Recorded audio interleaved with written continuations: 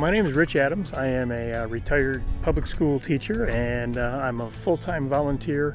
I lead a variety of tours out here at the Arboretum. My wife and I, we taught in Brighton, Michigan, just 15 miles north of Ann Arbor. She was a school counselor. I taught literature and did a lot of technology. I also ended up teaching Holocaust history at the Holocaust Memorial Center in Farmington Hills, Michigan. Coached varsity football, and I did high school music and drama. So how's that for a little bit of an oddity? And, we retired after 36 years, and we just thought it was time to go. And there was a lot of life, and so we travel. Been out here off and on for 6 years, leading tours. Twice now we've been full-time resident hosts, so we live on site for about this time about 5.5 months. So we trade services for lodging. So we lead tours and we help out for information, that type of a thing. Answer a lot of questions. Okay, so you're not a full-time resident of Arizona, just when you travel? No, we were. And then because of life issues back home with parents and whatnot and Alzheimer's, we've moved back. So we're limited in our time out here. So why Arizona?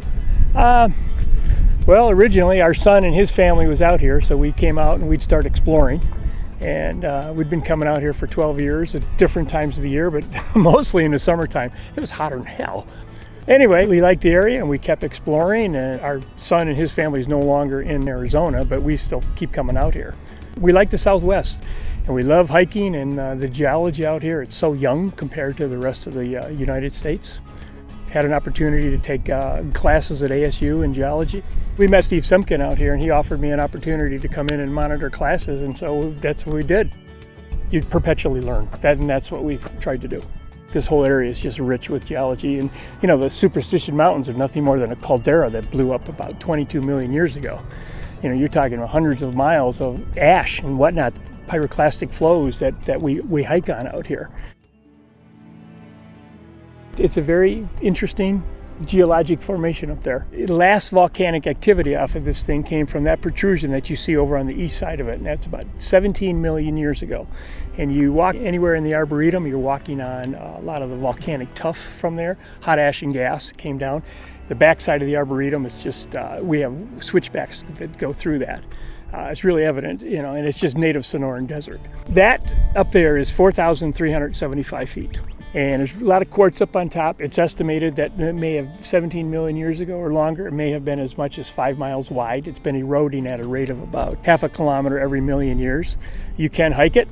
I wouldn't hike it this time of year. It's a scramble.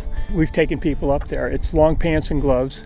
Do it early in the morning because you're going up on an angle about like this. Easier going up than coming down because of the talus or loose scree.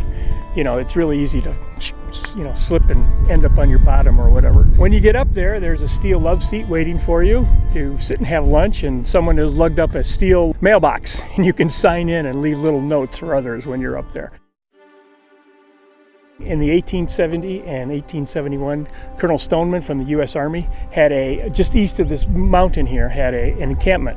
Because of the blocky nature of this mountain, the soldiers there, they thought it reminded them of a wooden picket post, particularly the corner, so hence the term picket post. That's how it got its name. And they also had a heliograph system for signaling, and we have read that they could communicate with many of the forts throughout Arizona with about 70% accuracy. Now, I've not confirmed that, but I have read that, and using the sunlight and mirrors. So that's the heliograph system that they had up on top right there. Pretty fascinating when you think about that. Any accidents since you've been here? I'm aware of a hiker not too long ago. It just dehydrated, and they had to evac, get him out by helicopter. We were just told about that the other day. But for the most part, the people are pretty well prepared. Is there cell service up there? There might be. I haven't checked in a while. Cell service is pretty spotty throughout here. So how would you know if somebody needs help or not? Well, I don't think it's overly intelligent to be hiking by yourself. Okay, and if you are hiking by yourself, you have to sign in somewhere. You got to let some people know. And usually through January through the end of March, they will have a camp post or two at the base where the parking lot right there to keep an eye on things. And then, you can sign in as well. So, yeah, I mean, there's just a common sense factor if you're going to hike out here. Between the reptiles, you know, and being able to slide or have an accident out here, you got to be careful. So you have to sign in. If you don't sign out, they kind of worry about you. The two camp hosts would come over and do like Friday night fires with us pretty regularly. And they would talk about what they were doing.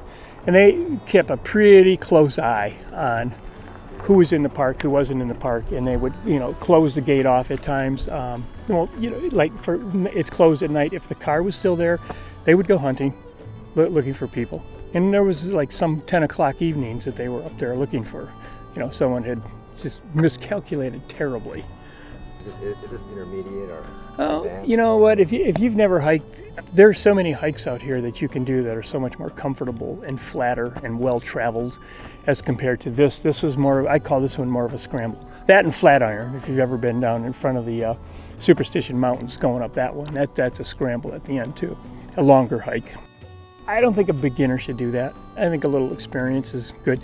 You know, your shoes, how much water you take, know your body. It's just a huge issue with this. So.